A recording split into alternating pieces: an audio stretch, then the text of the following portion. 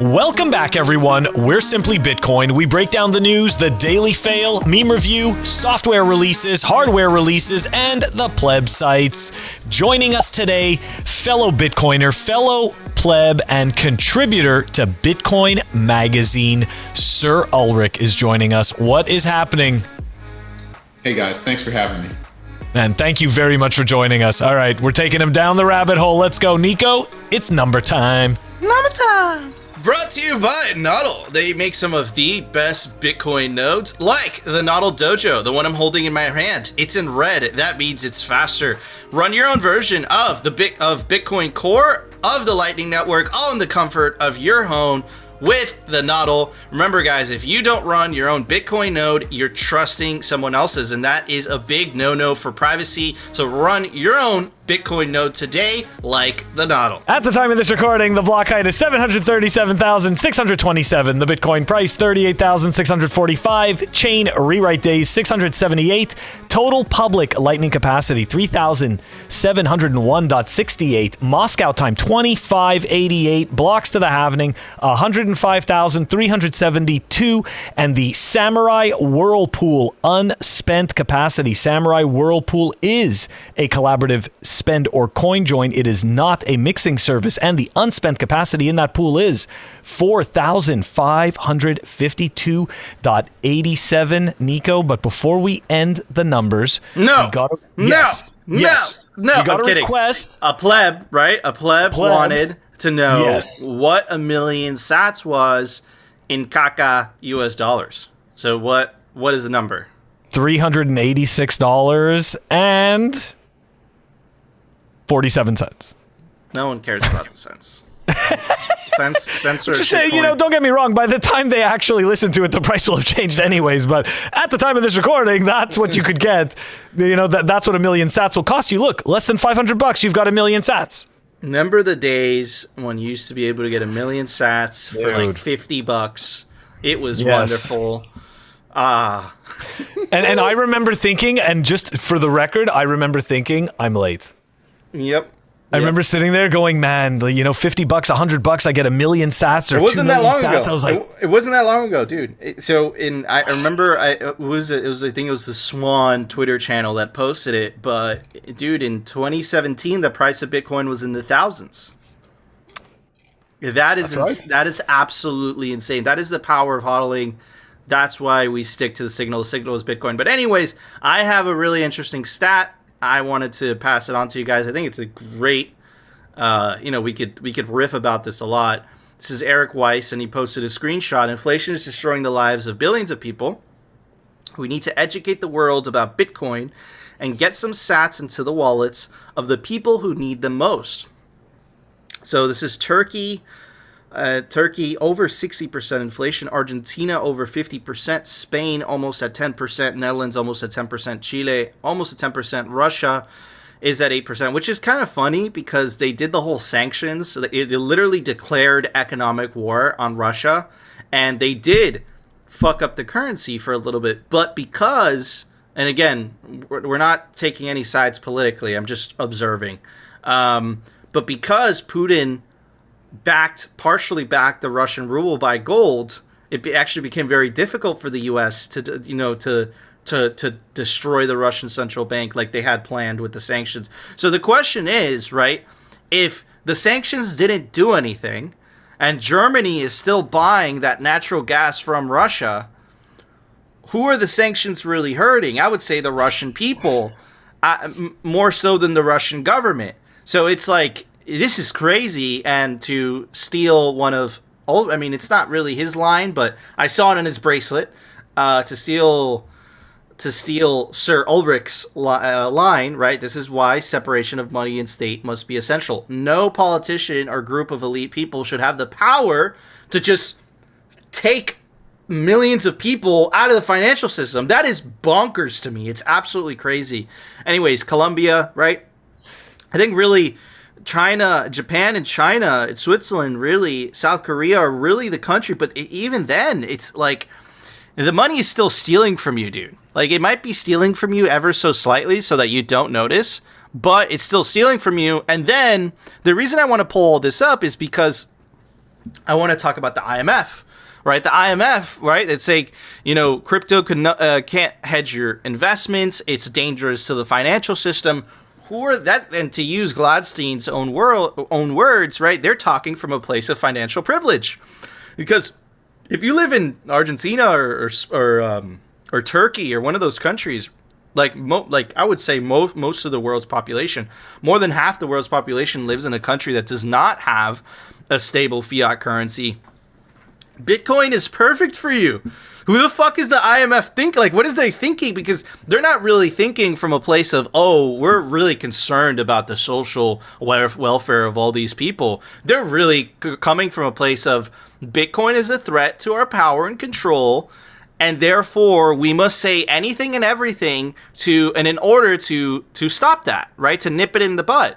I don't think they're successful. I don't think they'll be successful. It doesn't mean that these people can't try, right? These central planners have been used to getting their way for decades and decades. What makes you think they're going to stop now, right? That they're absolute psychopaths. These people don't care about humanity. They care about their own power and control, even if it means hurting billions of people, which is absolute ludicrous to me, or whatever. I don't know the correct grammar in there, but you guys get what I'm saying. Anyways, Ulfric, what are your thoughts on this? Ulrich, come on now. I know it's a foreign name. You know what, dude? It's because I've been watching that fucking Viking show, and they're like Ulfric, and I'm like, damn, he's Ulfric. That's why. Ulrich, now I know. I know. A Knight's Tale, Heath Ledger, and Knight's Tale. Go check that out. He's my doppelganger, but no, anyways. Hello. I tricked you guys. No.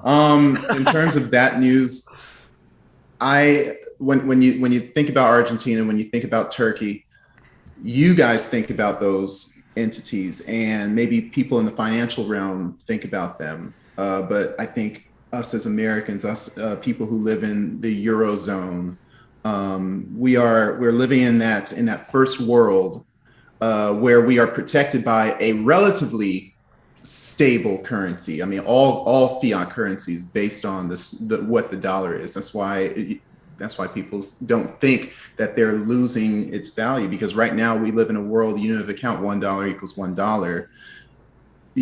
Then enters Bitcoin. And so you have this hard money, you have this money that cannot be easily co-opted, cannot be easily stolen. And so it creates a difference where you're not able to, where you're able to, it shines a light on the negative aspects of these fiat currencies. And it's so funny because like Gladstein's articles, he shows so many different use cases where third worlds are adopting it, and they are being protected by those inflationary forces. But meanwhile, in the United States, we're kind of like, life is good, to quote Future. And it's like they don't feel we're just now COVID 2020 and to now we're now just feeling those forces because they were so striking and so forceful, with the money printing and the resulting inflation. What's going to end up happening is United States will be in that extreme value, in that extreme inflation year over year sometime in the future. It may not be next year, it may not be the following year, but it's already at record highs, and people think they can still waver that storm. If what you see in Argentina, what you see in Turkey, it's coming for all of us because we all use that type of currency. It's really sad. You sound like a alt-right extremist, my friend. Okay, that is some serious misinformation. We have to hit up the Ministry of Truth. No, but I'm totally gaslighting you. But you're absolutely right. I think it's absolutely coming here, and I think the signal really is the fact that when they try to explain this inflation in the United States, they blame everything and anything but the money printing. And on top of that, when Jack Dorsey, and he has a lot of followers on Twitter, said hyperinflation, it's coming, especially the U.S., the legacy media, or what we call the show, the propaganda arm, right? They went absolutely insane, right? So I think you're right, man. And I think that if you don't buy yourself some insurance, and the best insurance in the world is Bitcoin, I think that And unfortunately, because a lot of people, like, look, just because Bitcoiners are saying that inflation and possible hyperinflation is coming to the US doesn't mean we want it. It just means that we don't see any other ending to this fiat experiment, right? We just don't see any other resolution to it. But again, hyperinflation is absolutely horrific on a country. It's terrible, right? People, they lose their houses, they lose their jobs, the economy grinds to a halt. There's no way to pay people. Because think about it. It's like, okay, we'll pay you, $250 for that shipment. But in a week, the prices are totally different, right? So you can't run an economy on that. It'd be catastrophic, But anyways, Phil, what are your thoughts on, the fucking central planners, bro? Well, really what I wanted to talk about was the sanctions, right? Because that's kind of the scary thing. We always seem to think that, or I should say we're made to think that sanctions are there to help the country that is imposing them, right? Like they're doing this for your security, the government is protecting your interests, their interests. But at the end of the day, it's like you said, all it does is hurt the people. So I just think I just find that this whole business of doing this, like clearly it doesn't work because it penalizes a whole bunch of people that don't deserve to be penalized. And the people that it aims to penalize don't actually get penalized. So why is anyone participating in this? Like, it seems the only people that want to participate in this are the governments that are actually doing the sanctioning. Like, you know what I mean? Like, they're the ones that are completely unaffected. And I find this very strange. Anyways. Absolutely, bro. They're fucking playing God while there's actual real life consequences to their whole political shenanigans. It's like, are you trying to hurt the people of and honestly, I know what they're trying to do. What they're trying to do, they want regime change, right? They want the people of Russia to rise up against Putin because of the rise in prices, but that's not working. So it's like, what are you doing then, right? And they don't answer that. It's like you're a Putin lover and all that, all the gaslights, right? It's just, dude, it's absolutely crazy. This is why we must separate money from state. This is why Bitcoin has to win. Only apolitical money is the future. And if you don't see that, you just benefit from the financial system, to be honest. But anyways, Phil, it's time for the Daily Fail. Brought to you by Swan. Check them out, swanbitcoin.com. That's right, it's a Bitcoin stacking app by plebs. Swan is the best way to build your Bitcoin stack with automated Bitcoin savings plans and instant purchases. Soon, they're gonna have an app. Finally! Anyways, the link is down below. That's right, I was just saying this is a huge mess. We're gonna, Nico said I would cover it today, and indeed, he was correct. I am covering it today. What am I talking about? I'm talking about the fact that both Solana and Ethereum had some trouble this past weekend. But to preface that story, we're going to start with this tweet that I meant to actually show everybody on April 28th. Little did we know that, the whole, both of those networks would go down over the weekend, or not necessarily go down entirely, but make fees so incredibly high that people can't afford to use those networks, or one particular network while the other network goes down. Anyways, let's dive into it. Just in, Solana co-founder Anatoly Yakovenko says that eventually, if Bitcoin doesn't move to proof of stake, nobody will use it. I bet he didn't know what was coming just a little bit later, but we're going to back up a little bit. We're going to back up in time. Just a bit. We're going to go back to January 26, 2022. Let's think about the Solana network. He's telling you need to do something else. And he's the head of this network. In 2021, Solana network faced downtime for more than 15 hours, and the whole game was based on the spamming bot transactions, which introduced a high traffic load in the network. January 2022, the Solana network faced a network outage for the second time within 1 month. This latest outage was very bad because on one side, the shitcoin market was facing a crash, and on the other side, the network was fully down. The official noticeable issue in the network speed took place on January 21st, 2022, and he's telling you that you should be listening to him, and Bitcoin is going to die and no one's going to use it if you don't move to what he thinks makes sense, which what he thinks makes sense went down twice in a month. So imagine you're your value, your family's value, your future. Just, think of that. And it goes down just like that. All right. January 23rd, the team successfully fixed the issue by releasing the update to eliminate the issue. Great. 2 days later, you got access to your coin again. Fantastic. Another day, another 48-hour Solana outage. That's right. So they had that outage. Now, let's move over to May 2nd.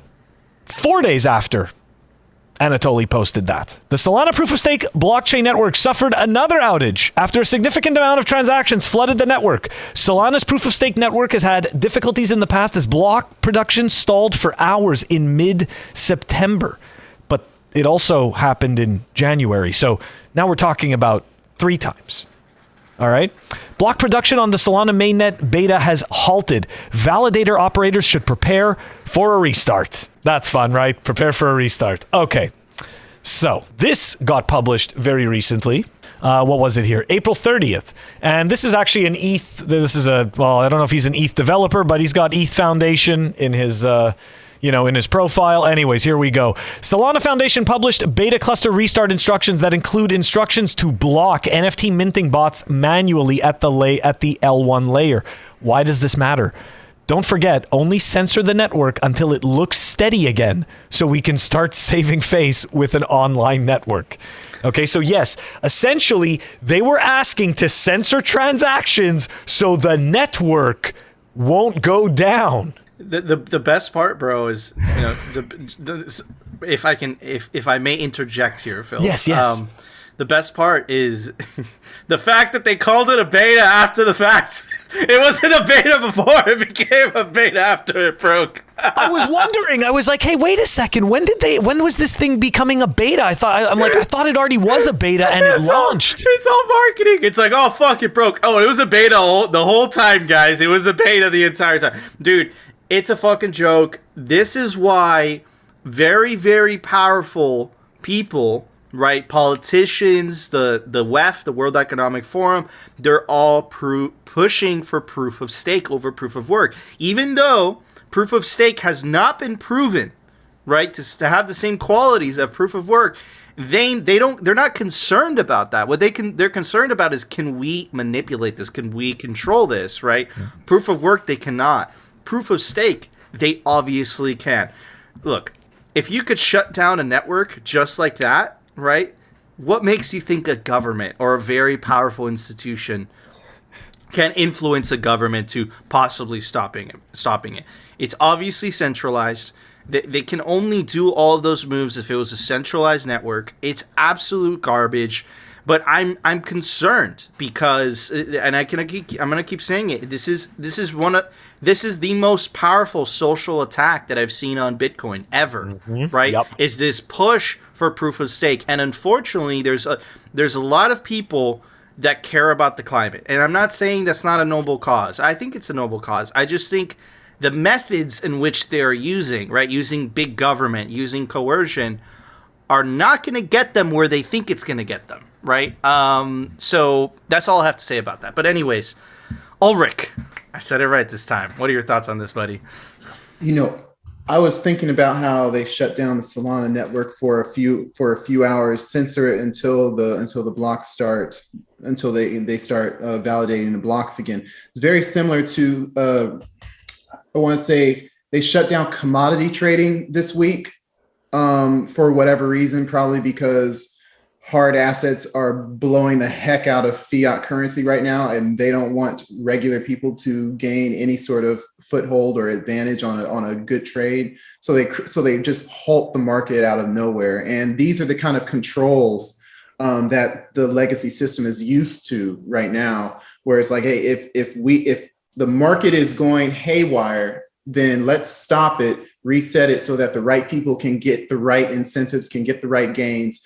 That's proof of stake. That's control. That's controlling the system. That's not free market economics. And that's something, free market economics is something we've never really have experience in our history, because there's always been some sort of centralized institution that's pulling the levers that has admin rights.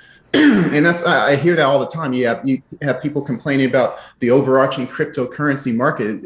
It goes 24/7 and it's never resting. I see traders saying, oh, things need to shut down.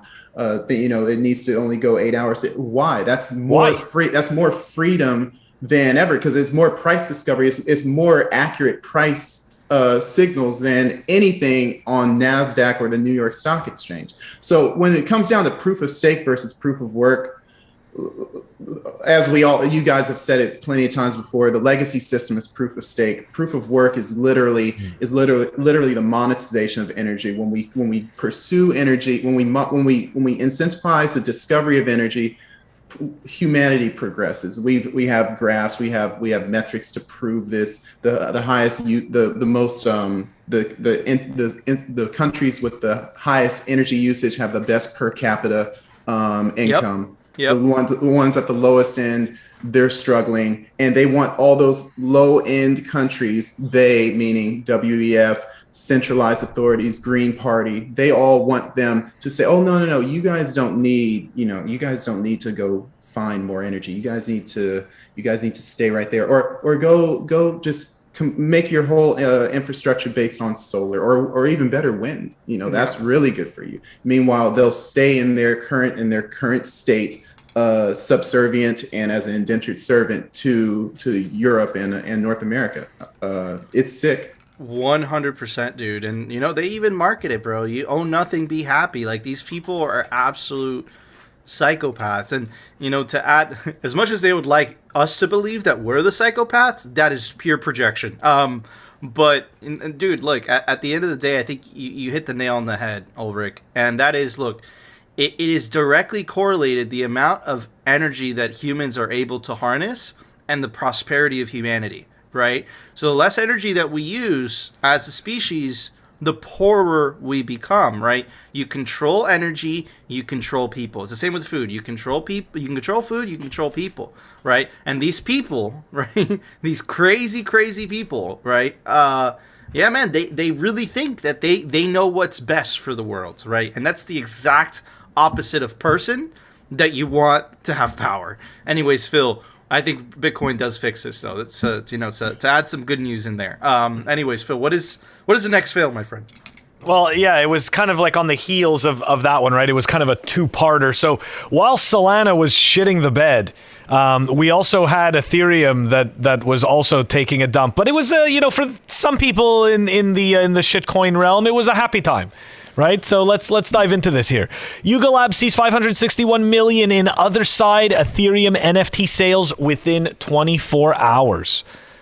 Yuga Labs, the startup behind the Bored Ape Yacht Club, or BAYC, that's valued at $4 billion, had its highly anticipated other side metaverse mint on Saturday night, clogging the Ethereum mainnet and sending gas prices to shocking heights. In less than 24 hours, Yuga Labs had generated more than 561 million from just the other side's other deed NFT sales. So if I understood this correctly, they were essentially buying, they were essentially getting virtual deeds. This is what I understood as best I could. Anyways, some 55,000 NFTs were minted at 305 ape each, which means each other deed cost about $5,800, given ApeCoin's price that was $19 at the time of the mint. So due to the high number of NFTs and the higher demand, the other deed mint, which began at 9 p.m., immediately caused an Ethereum gas war. Traffic on Block Explorer Etherscan also led to reports that the site wasn't working for many users. While some were able to get their transactions processed within a few hours for a couple of $100 in gas fees, others reported paying upwards of $4,000 for a single transaction. Now keep in mind, right, if you're just trying to use this as your base layer of value retention, as your base layer of medium of exchange, all of a sudden doing a simple monetary transaction just became almost impossible to you. Okay, just because a bunch of people decided to have fake deeds. This is the future of money, bro. You didn't know? It is the future of money. I mean, don't get me wrong. The splurge. I guess that was part of it, right? This was the part that we were talking about, Nico. This was the splurge part where you splurge. All right, so So here we go. Following the chaotic mint, Lin Dai, CEO of NFT platform OneOf, had some stern words for Yuga Labs and Garga himself. Okay, so hold on a second. This is where it gets. Before we go to that, let's just go take a look. We got tagged by ICO Sonat in this one. Take a look. Somebody had to pay. So keep in mind, right? Look at this. Somebody for 2 ETH, they had to spend $3,703 to send it. That makes sense. That totally makes sense. And you know what's funny? If you take a look at what they're doing here, they're exchanging their ETH for wrapped BTC. Why don't you just buy Bitcoin? Why are you buying another shitcoin pretending to be Bitcoin? This is... Anyways, so yeah, $3,000, okay? It's almost $4,000. There you go. Okay, so hold on a second. Let's go to this tweet, okay? Let's go to this tweet by Lin Dai, okay, who, let's go take a look over here, blockchain technologist, CEO of oneof.com. Okay, so here we go. Decentralization should never be used as an excuse for decisions of centralized venture-backed companies. We'd like to encourage the DAO to start thinking.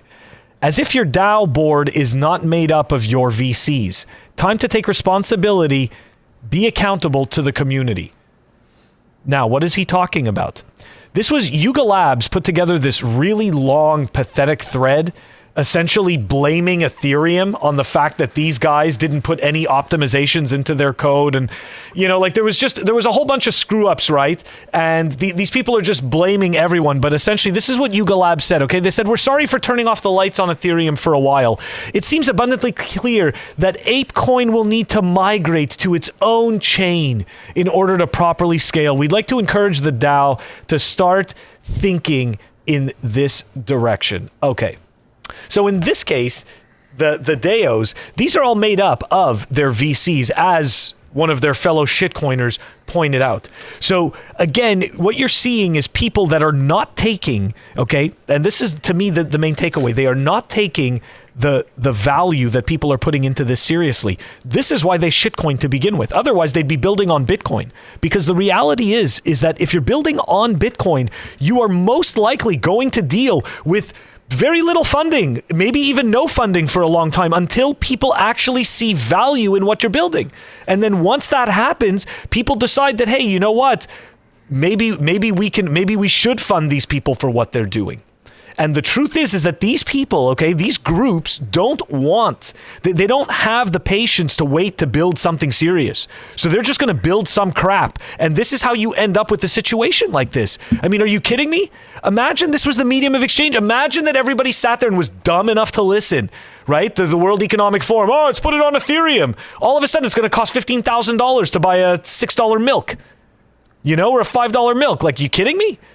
Just imagine that stupidity. And this is what these people think. And they're going around, they're making websites, ultrasound money, blah, blah, blah, proof of stake is amazing and proof of work is bad. Like, these are clowns. They're clowns and they don't get it. Anyway, sorry. No, fucking beautifully put. I think this weekend, you know, the universe has a funny way. Whoever's writing the script is having a great time, right? I'll just say that. So yeah, look, on the same weekend, right? Ethereum clogs up $5,000 to send a simple transaction, and Solana proving that this is, by the way, this isn't the first time this has happened to Solana. This has happened multiple times. They're like, we gotta restart it again. Like, if someone could restart it, that means that governments could capture it, which is why I always tell you guys, if we want to separate money from state, cryptocurrency needs to have sufficient amount of decentralization. And the only one that has it right now, and I suspect it's going to stay this way, is Bitcoin, right? So yeah, man, look, shitcoins doing shitcoin things. There's a reason they're called shitcoins, and Phil just gave 2 great examples of them. Anyways, Ulrich, what are your thoughts on this, my friend? I mean, you know, these you guys always say that, you know, that shitcoiners have the best names, but these Yuga Labs, it's an ugly name to me. I don't know. I just don't like that one. So we're gonna, hopefully next week we have some better names, or next time you have a show. So, but the thing is, the people who fund these venture capital endeavors, you mentioned it, one of you guys, I forgot because it's such a blur, so much information. but the high time preference of they want their returns now. They want their returns now, whether it's a good functional product or not. They want to see their money work for them now before the product that they're building is working for whomever their audience is. And that's just backwards. That's just backwards. I think Bitcoin brings us back to the roots of what almost like a Crusoean economic kind of a structure, where it's like, you provide value, you can create value through assets that you actually have. You can create value through savings. I think Guy Swan had a podcast about that. I've actually referenced that in one of my articles a few months ago. But it's like venture capital is not built that way. It's built where we want to get our gains early before the product is out, and maybe even rug pull, get out before the product even hits full functioning, full-fledged version 1.0, but they've already made their money. They're off to rug pull the next victim. I would say that again, and I'll stop here. Altcoins, Ethereum, when it comes down to that staking mechanism, where it comes down, people find value in that. People find incentive for that. But what is that? That's essentially, for the people who are staking, it's essentially value, creating value for returning value for no work done, for no labor done. And the only people who can the more money you have, proof of stake, the more you can benefit from that feature. Whereas the lowest people, remember, if it's an Ethereum economy, you got everyone from the lowest of the lows to the highest of highs participating in it. But it seems like only the highest of the highs, only the elite class will really benefit from an Ethereum monetary system. So in my opinion, I think Bitcoin is a system that where all parties, where it's a class of society, if you produce the work, if you produce labor, if you produce goods, you will reap the benefits of your labor. And in an Ethereum world, if you have a lot of money, you can hold on to it. And that's what we already have. Why change it? There's no reason to go to Ethereum. We already have the US dollar. I'll stop there. Yeah, no, you just described proof of stake perfectly right at the end. It was under a different, they were using a different name, but that's what it was. It was proof of stake, right? And then kind of Bitcoin figured out a way to essentially insulate the productive people from the parasites. Really, that's what Bitcoin has figured out how to do. And only Bitcoin, because it's sufficiently decentralized. And all these other imposers, right, that rely on marketing to grow, right? That's what they are. They're lying, right? They're trying to make you believe that they're equal to Bitcoin, or even worse, that they're better than Bitcoin. But once you really look under the rug, it's all dog shit. But again, these people are very well capitalized. They're very well funded, right? So I don't think they're going to go away anytime soon, which is great because we have a whole segment dedicated to the fails, anyways. But anyways, Phil, it's time for the Daily Meme Review. Brought to you by Citadel 21. They make the best Bitcoin cultural zine. It's stories, articles, comics by actual Bitcoiners. This is the artwork for Volume 10. Every volume is different artwork. This is the artwork for Volume 11. It just dropped. Look, it's like Satoshi and dinosaurs. It's badass, and they're scarce. There's only 1,000 copies made per volume. Get yourself a physical copy of Citadel 21 today. All right, everybody, welcome to the Meme Review, where we review Bitcoin memes. Bitcoin memes are a very important part of Bitcoin culture, and they play a key role in this narrative trench warfare. So we review them because they're Bitcoin memes. Anyways, first one is by Bitcoin Meme Library.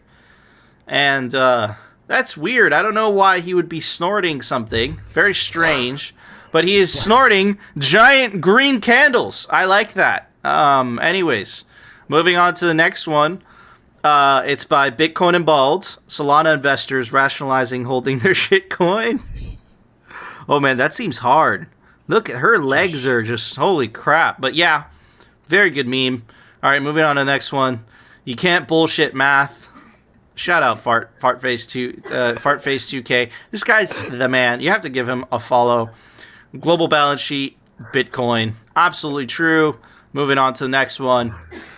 It's by shout out Toxicat. You fucking killing it, brother.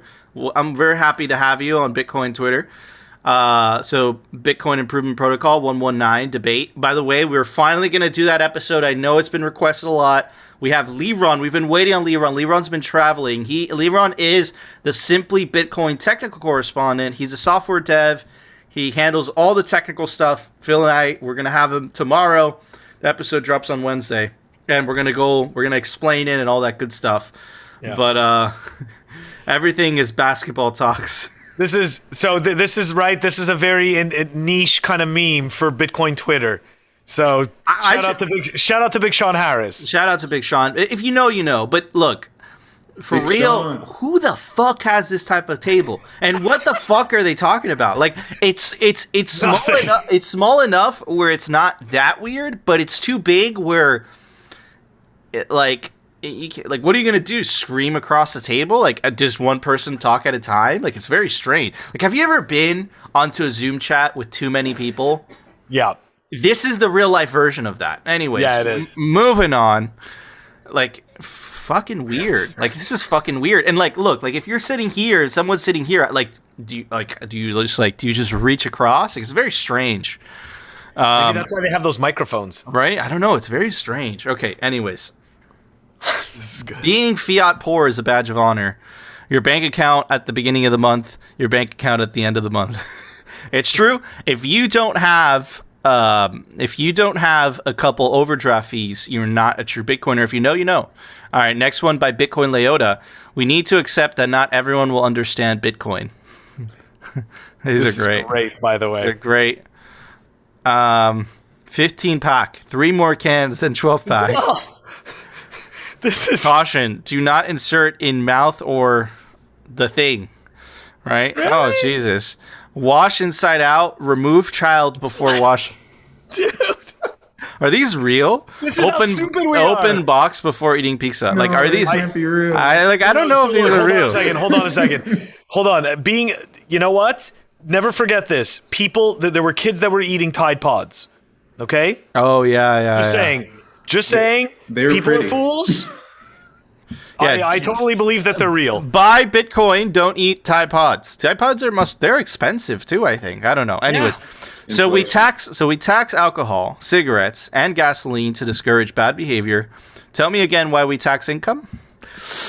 Oh man, that is a deep rabbit hole. I'm not going to get into that right now. That's a very deep rabbit hole. Look, you know what? I'll give you guys a little bit of signal.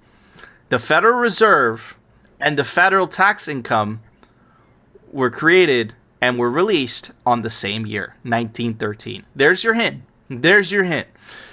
Americans, why were they released on the same year? That's a deep rabbit hole, my friend. Why does life keep getting more expensive? And I love this template, right? Moving on to the next one. Inflation is higher than we were being told. Bitcoin is our life raft. It's a good one. Oh, the fiat, Very good. I like them. Good solid memes. And for that, I'm going to give it. Phil's going to be very, very jealous of this because I know him. He likes collecting things and he likes keeping them in mint. So I have to make this non-mint. So Phil, say something while I non-mint this.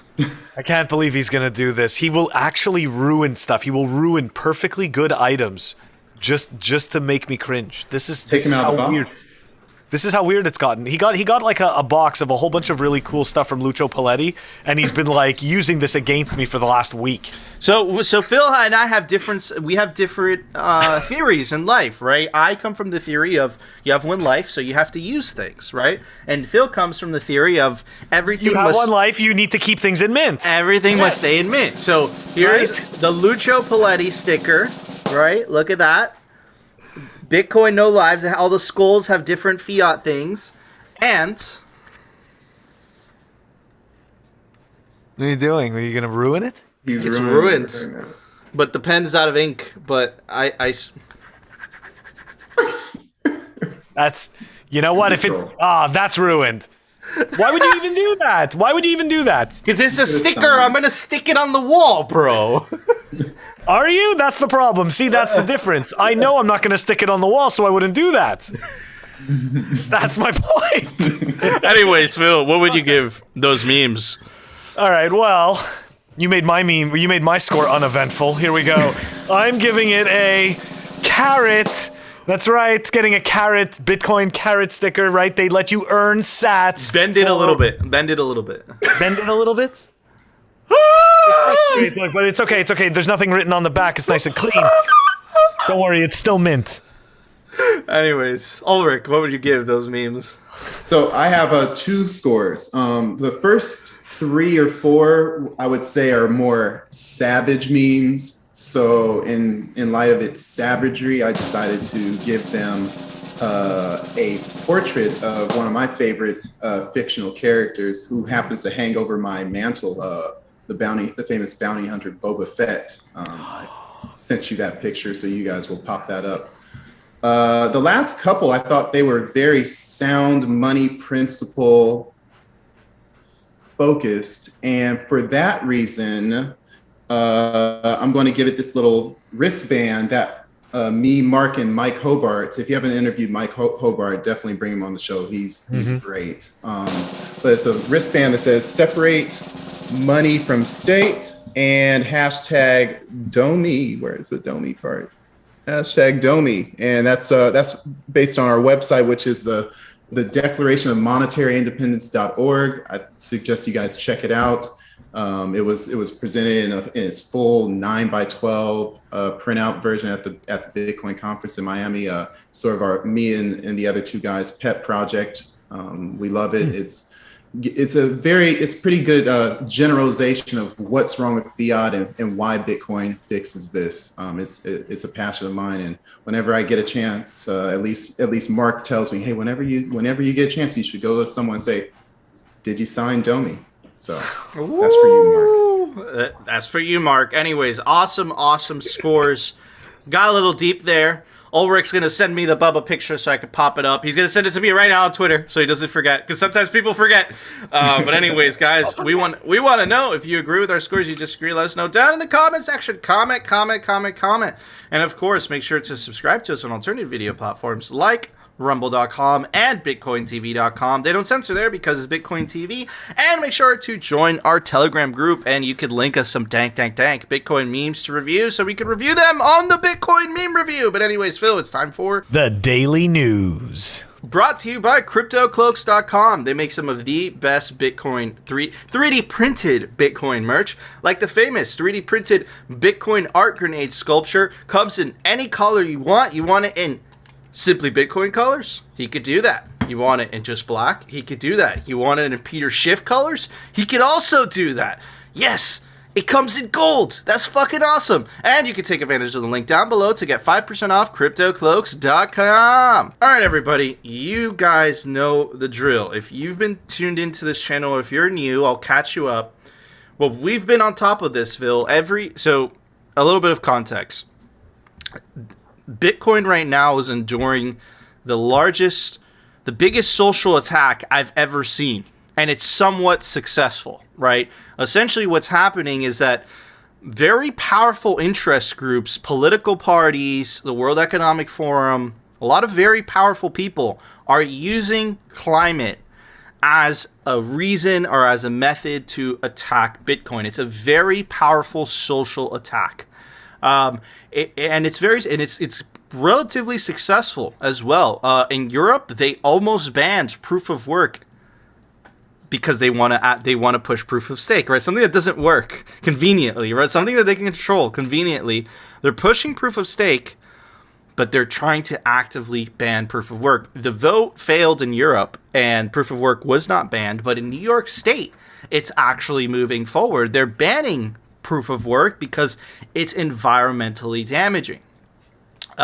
This has been a coordinated attack, I might add. This is a tweet from April 21st. Have you noticed that every single new political attack on Bitcoin's proof of work always mentions that proof of stake is a better solution?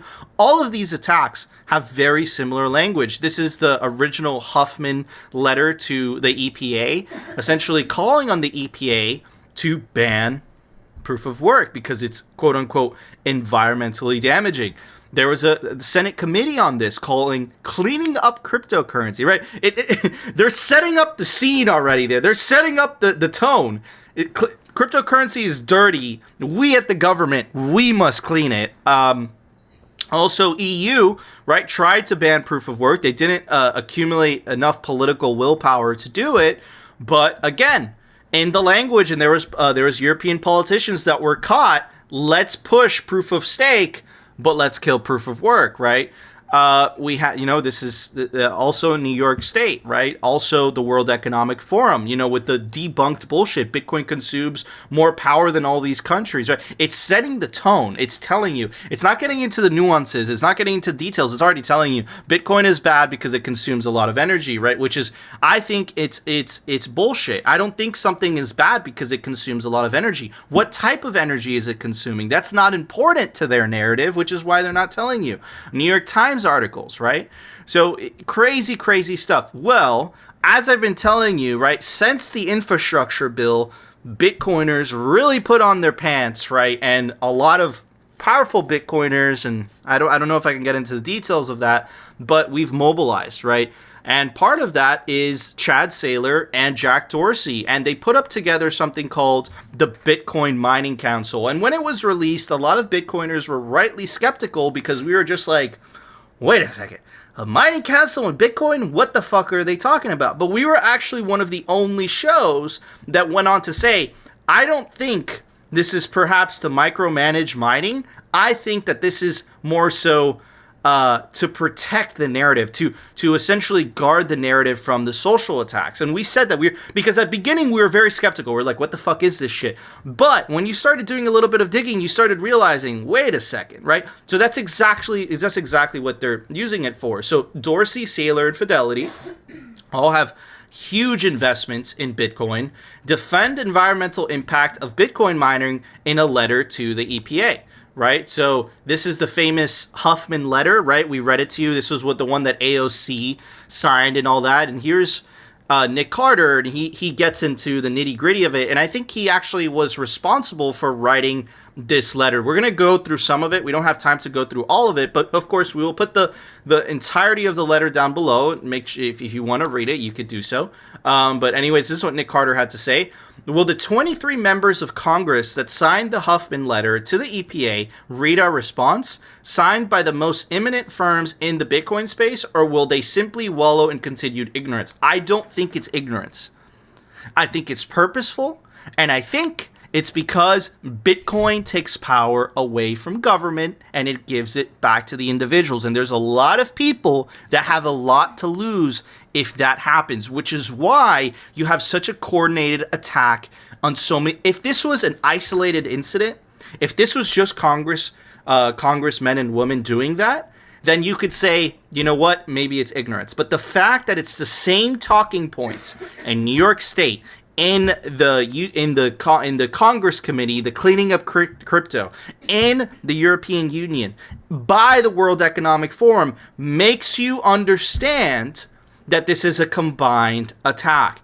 Not to mention the fact that European politicians were caught because some text messages were leaked where they were openly advocating for proof of stake and openly saying, we must kill proof of work. Literally, that's what they said. We caught them with literally the gun in their hands. Anyways, here's the original Huffman letter. It's 2 pages. Our response, which could have been much more comprehensive, is 8. Perfect example of Brandolini's law.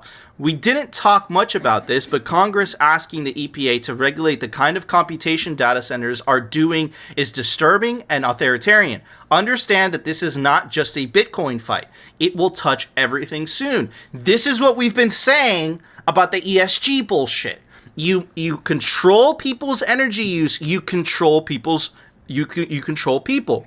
You still don't believe me? We covered this not that long ago. New gaming PC consumes so much power that it's banned in California. So think about it. In America, you can't buy a certain computer because the government is telling you that it consumes too much power. What if you make your own power? What if you got the solar panels? Doesn't matter. According to the government of California, it consumes too much power. This is insane. If you don't see how this will seep into every aspect of your life, you drive too far? Remember, guys, You own nothing and be happy.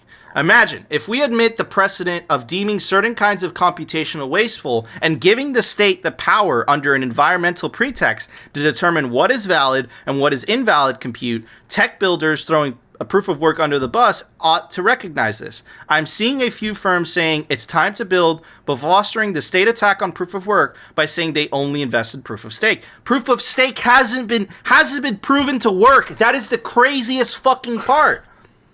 There still isn't a working example of proof of stake. It still hasn't been done, but they're advocating for it, and the reason for that is because they cannot control proof of work, and the reason they can't control it, so therefore they must use the heavy hand of government to try to kill it. I don't think they'll be successful. That doesn't mean they won't try. That's completely wrong-headed and short-sighted. Building means building a high-energy domestic industrial and compute infrastructure. Proof of work kicks that off. Yes, you can roll over and just let the state run roughshod over you and concede to the Malthusian zero-sum ESG framing around resource allocation, or you could stick up for what's true and right, even though it's hard and unrewarding. I don't think it's unrewarding. I think this is the fight for our lives. Do you want to live in slavery? Do you want to live in freedom, right? And proof of work plays a key role in that freedom. Anyways, here's what the chat Saylor had to say. Certain members of Congress sent a letter to the EPA premised on several misconceptions about Bitcoin mining. Saylor and Nick's lost his patience a little bit. I saw his delusionment over time. He was one of the people that would write very good rebuttals, and he was expecting these people to answer. And then he started to notice, holy crap, these people don't fucking care about my rebuttals. And the reason for that is simple. They don't actually give a shit. It's a money that they can't control, and that is a problem to them. We have authored a response to clear up the confusion, correct inaccuracies, and educate the public. Of course, Michael Saylor is the CEO of a public company. He's not going to get as political as simply Bitcoin. He's not going to lose his patience as Nick Carter, right? He has to be a little bit more political in his response. But I think the fact that he says premised on several misconceptions really says it all. Anyways, here, I'm going to read a little bit of the letter, guys. I'm not going to get into all of it. This is things that we have said time and time again. We have debunked these. Phil went into detail. I've gone into detail. So you guys know the rebuttals because we've read you the rebuttals. We've done episodes on the rebuttals. So we'll read some of it. So anyway, dear Administrator Reagan, I'm sure they are the head of the EPA, or they run the EPA under the Biden administration. The document is intended to respond to the letter dated April 20th, 2022. Signed by Representative Huffman and 22 members of Congress provided to your office for consideration. Unfortunately, the letter is premised on several misconceptions about Bitcoin and digital asset mining that have been previously debunked or conflate Bitcoin mining with other industries. We have highlighted specific sections of the text of the letter that we will address in turn below. So this is just one. We have serious concerns regarding reports that Bitcoin mining facilities across the country are polluting communities and are having an outsized contribution to greenhouse gas emissions. The statement above unfortunately confuses data centers with power generation facilities. Power generation facilities are not data centers. Data centers which contain miners are no different than data centers owned and operated by Amazon, Google, Meta, or Microsoft. I'm going to add to that. What about the data centers of banks? What's going on there? Right? Why is Bitcoin held to a higher? Why is Bitcoin held to a higher degree than other industries? And this goes on to say, look, and because it's transparent. And here's the key, right? As far as outsized contributions are concerned, the best data we have suggests the opposite, that compared to other industrial consumer of energy, digital asset mining is notably sustainable and transparently so. According to the Bitcoin Mining Council latest Q1 survey of miners, which consists of bottom-up analysis of 50% of current hash rate, Bitcoin miners surveyed use 64.6% sustainable energy. If you extend that analysis globally and using conservative assumptions regarding energy mix, Bitcoin mining in the aggregate employs an estimated of 58.4 sustainable energy. This is markedly more sustainable than the default U.S. energy mix at 21%. So Bitcoin is significantly more sustainable than the entire US energy grid, but for some reason they are obsessed with it. Something doesn't add up. But the good news is that at least, right, Bitcoiners, right, and shout out to Dorsey, shout out to Saylor, shout out to the Bitcoin Mining Council, that we have our own little I wouldn't say propaganda because it's true, but I don't know, Phil, what would you call the Bitcoin Mining Council? We have our own voice now to fight back these fucking bullshitters that essentially take over mainstream media and use them to just scream bullshit off the rooftops, right? We know that Bitcoin is going to facilitate green energy. Green energy is not profitable and is literally only being used because of government subsidy. Bitcoin makes it so that potentially green energy sources could be profitable on their own without the need of government subsidy. So again, what would you call the Bitcoin Mining Council, Phil? I wouldn't call it a propaganda arm because it's not propaganda. It's true, but what would you call it? What would I call it? Because propaganda, whether it's true or false, propaganda at its basis is just propagating, which is pushing out a message. So even though we're used to having a negative connotation because we're going back to, World War II Nazism or whatever, or think it was created back then. But propaganda, I think, in my opinion, when I first heard about them, I'm glad you guys had a generally okay disposition, but the Bitcoin Mining Council, it was run by MicroStrategy, who's not a mining company, but he's a bigwig in the traditional finance world. So I think that he's there. Some people think Saylor's a bad actor or like he's disingenuous stuff. We don't need to defend us. We don't need to trust him.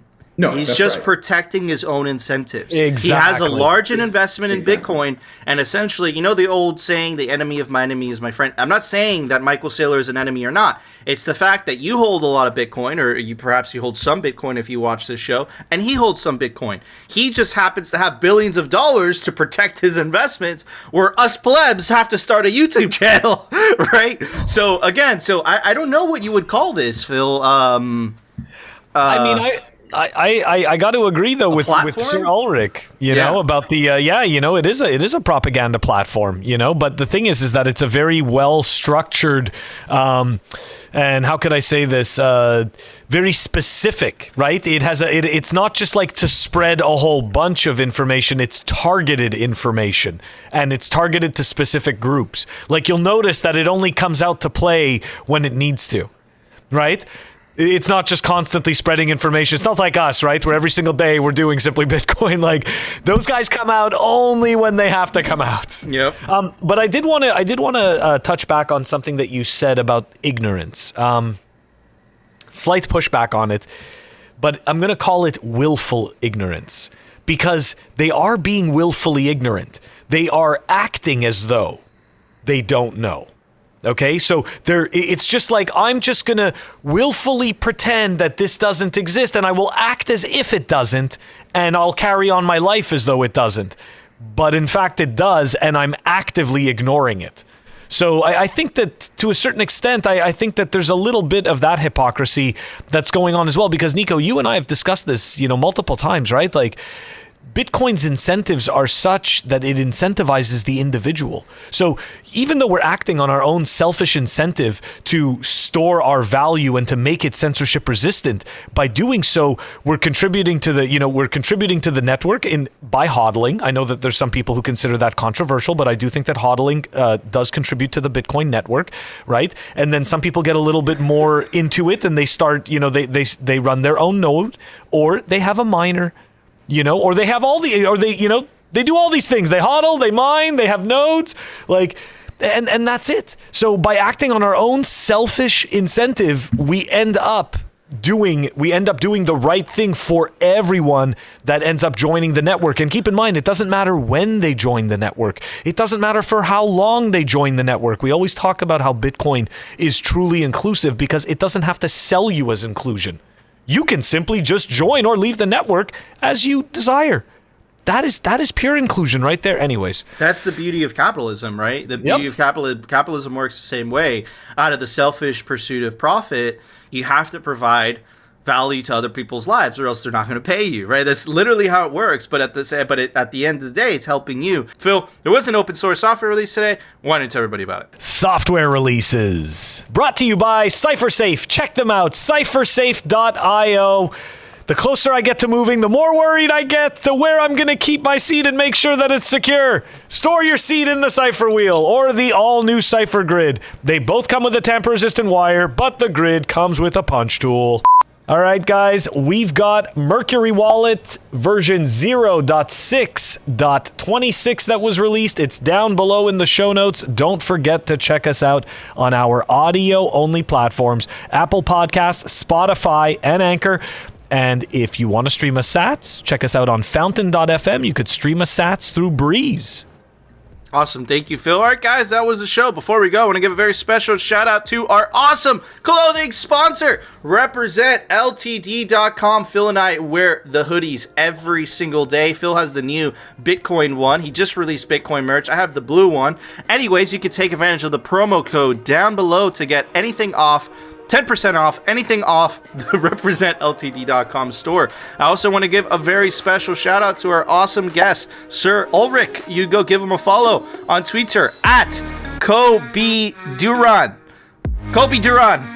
That's his Twitter. That's his handle. Go give him a follow on Twitter. He writes some awesome articles for Bitcoin Magazine. Very, very good stuff. Anyways, guys, that was the show. If you enjoyed the show, you know what to do. Smash that like button. Of course, if you want to continue hearing the Bitcoin news from the pleb perspective and the catastrophic fails, definitely consider subscribing to Simply Bitcoin. And we'll see you tomorrow, guys, for a brand new episode. To quote our awesome guest, people go into politics to get closer to the money printer. Bitcoin fixes this.